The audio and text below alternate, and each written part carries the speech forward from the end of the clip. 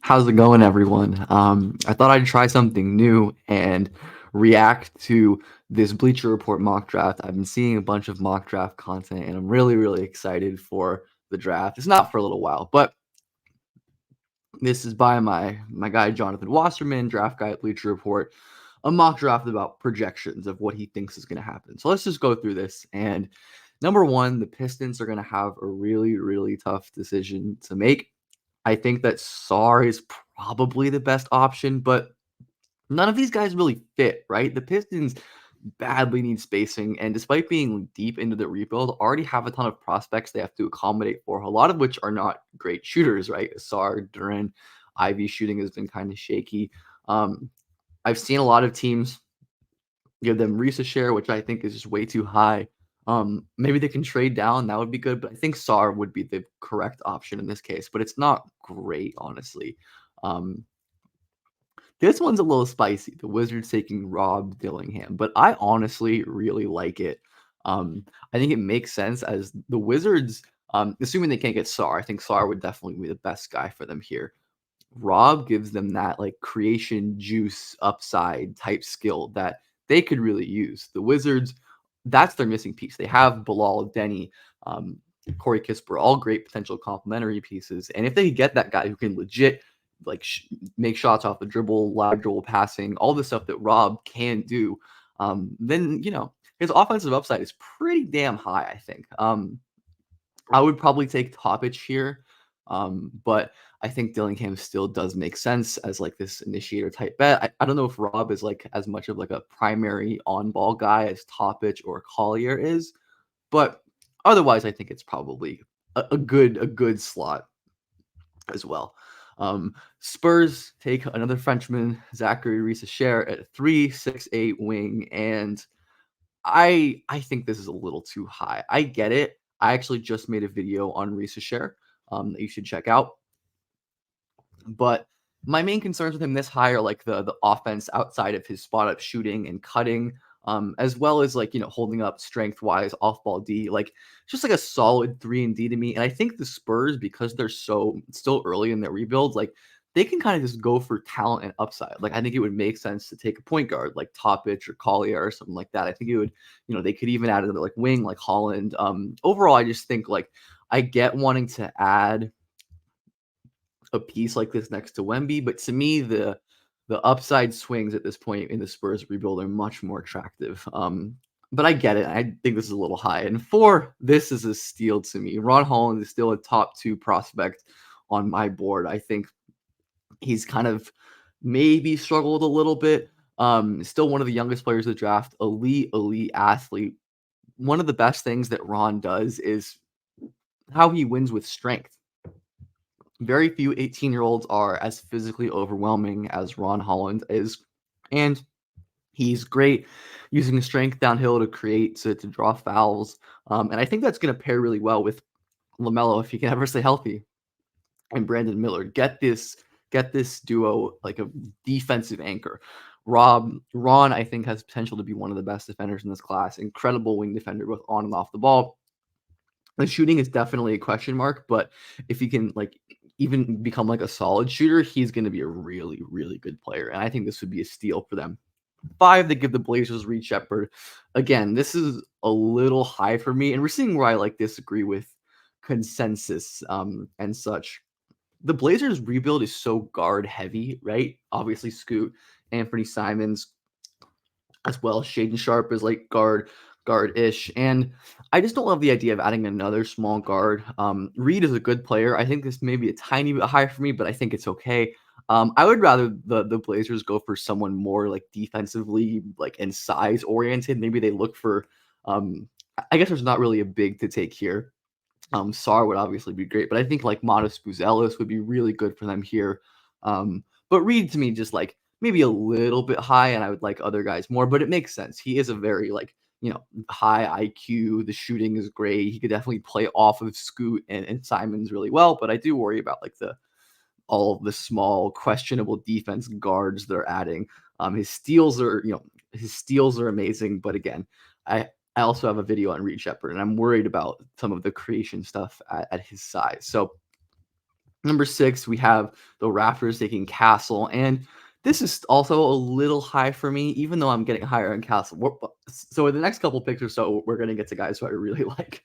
Um, Castle has had a really nice tournament so far. His passing is great. His feel for the game overall at 6'7" is great, and I think his handle is really solid too. And I think he could become a decent advantage creator if he adds strength. But the shooting is worrisome to me for a guy who isn't like a crazy athlete. He's a good athlete, but not like crazy or anything. But I think someone with his defensive upside, overall feel for the game, and if like the Raptors who have been so good developing these like wingy types, right? Scotty, Pascal Siakam, lots of other players come to mind. Then maybe they think they can develop Castle into some sort of advantage creator, and if they can, then that could be a really, really good get for them. A little high for me, like I said, and I would definitely go with other players if it was me. But that's just me. So 7, the Grizzlies take Klingon, and I like this. Klingon has been absolutely killing, and the Grizzlies are always going to need like a thick, sturdy center next to Jaren, whose weaknesses are pretty much always going to be with the rebounding and like the post defense. He's good. He's like obviously good, but he's not the greatest like drop defender like Klingon could be. I think his ceiling as even like a mid high up drop defender is really high because of the mobility improvements this year while still maintaining the great size and strength. The Grizzlies are in a unique position for a lottery team because they're really, really good. And they're only here because of a ton of injuries. And I think Klingon, like Steven Adams is gone, your Tillman is gone. Who knows about Brandon Clark's long-term health, right? So adding another legit defensive anchor big guy who might not be a star for you, right? But the Grizzlies don't necessarily need that. Like they need guys to fill roles. And I think especially in this draft, we're going to see a lot of drafting for fit. And I really do like Klingon there. Rockets, I mean, like I think Topic is still like a top 3 guy in this class. I assume people have kind of dropped him, yeah, like the missed time, which is honestly really dumb considering how incredible he was early in the season for Mega. Legit, 6'6", 18-year-old, crazy production in a good pro league. His burst downhill is incredible. His playmaking is great. The shooting, I think, with the free throw numbers and some of the pull-up flashes could be good. This is your like initiator bet. This is the guy in this draft to me who is like, you want someone who can like run your offense and be like the offensive guy. Maybe not like the number one scoring option, but like your primary initiator, primary decision maker. I think Topic is that guy in this draft. Um, and overall, I don't really think that it's going to be smart to let him fall this far because of what he can do, and how impressive of like the upside is. I don't really know if like Houston needs a guy like that to be honest. But like I feel like regardless if Topic felt this far, it would be smart to take him because he'd be so far away the best player available on the board. Let's go to the next pick, number 9, the Jazz taking Modest Buzelis. I really like this.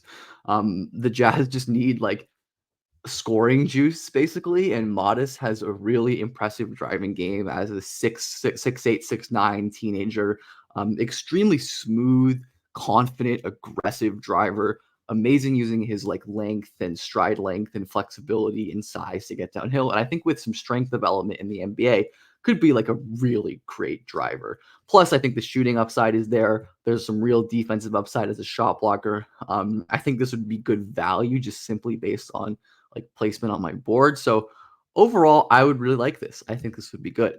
Um, let's go to number 10. The Hawks take Cody Williams, and I definitely am a little bit lower on Cody Williams, but this would make sense to me. I think top 5 is a little rich.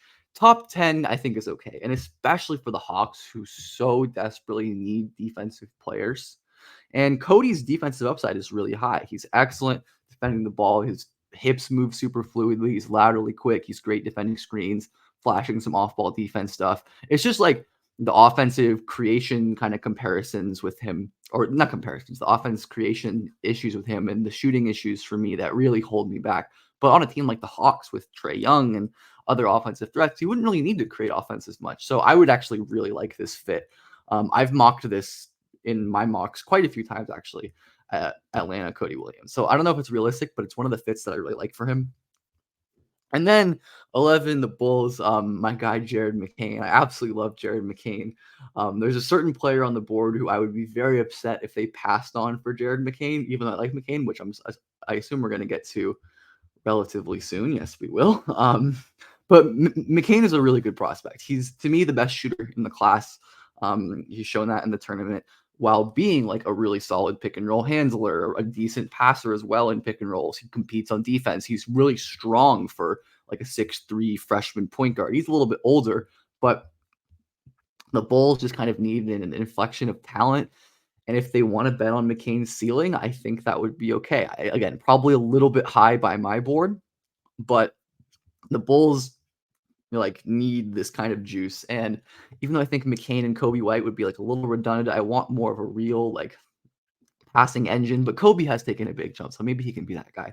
Overall, I really, really like Jared McCain, though I wouldn't probably take him this high. Number 12, Terrence Shannon. Yeah, I'm not like he's an interesting prospect, and I think the age holds him back regardless of the allegations again, they're not really allegations, like the arrest charge, when like the hearing awaited. I think this is way too high for him. But I'm just going to leave it at that for now.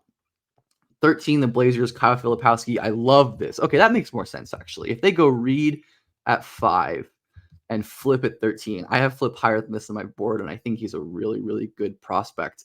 I love that not only with like his modern perimeter skills, right? He can really dribble, he can really pass. I believe in his shooting, at least to like enough of an extent for a center, right? That he can kind of figure that out.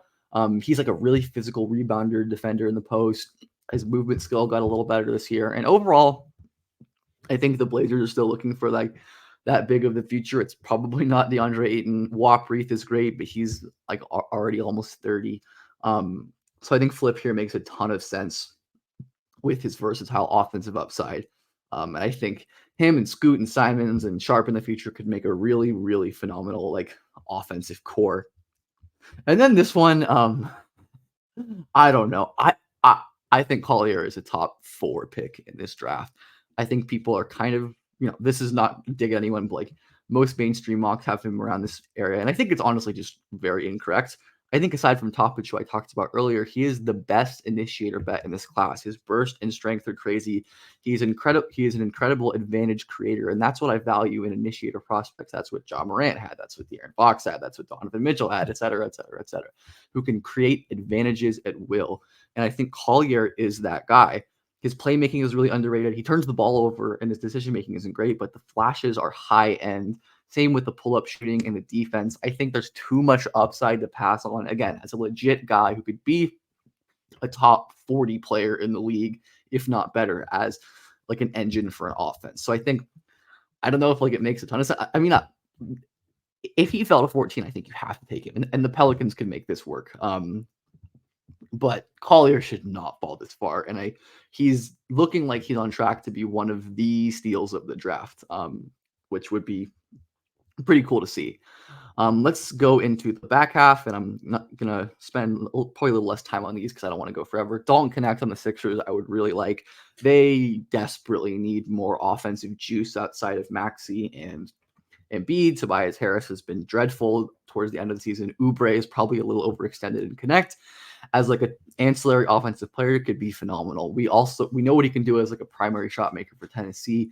The shot versatility off of movement, off of screens, and he could be so good in like a closeout attacking, movement shooting, secondary creating role where he can be more of a play finisher. He's a great athlete. His passing is pretty solid, even though his decision making is questionable. But also Tennessee has him shoot the ball so much, it kind of makes sense. So I would like this a lot. I think this would be great for the Sixers. 16, Miami Heat, Devin Carter. Such a Miami Heat pick. Carter is like the 3-and-D point guard of this draft du jour. Like incredible feisty, like point of attack defender, quick laterally, great getting over screens, can like protect the rim and get steals. Like he does everything on defense. And his shooting has taken a huge, huge jump this year. Yeah, 32 block shots. That's absolutely crazy.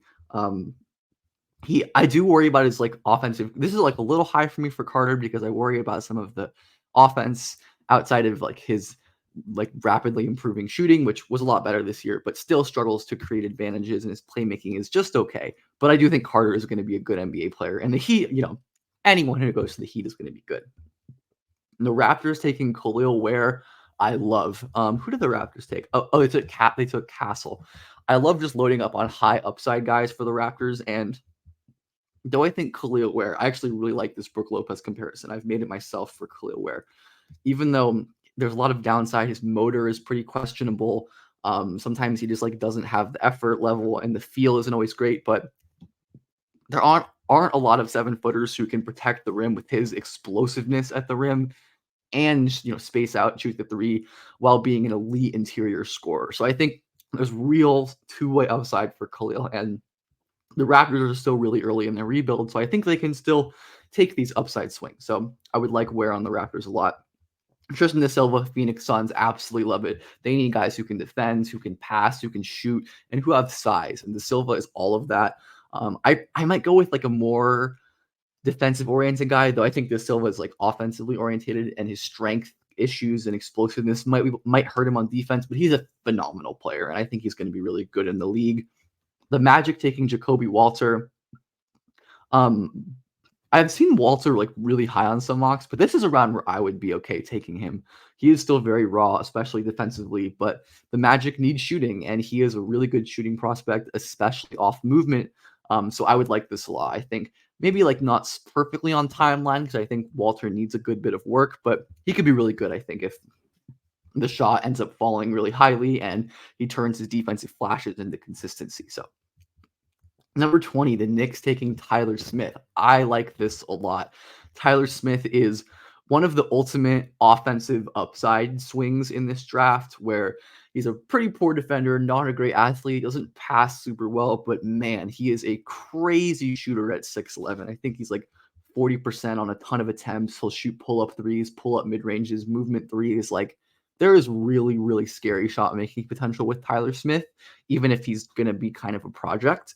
And I think the Knicks are a team that really could use that offensive juice outside of like Jalen Brunson, of course, and relying so much on Randall as well. It's an upside pick that I would like. And the Knicks are so deep, they don't really need like rotation players from this draft, right? They can swing for upside, which puts them in a really good spot.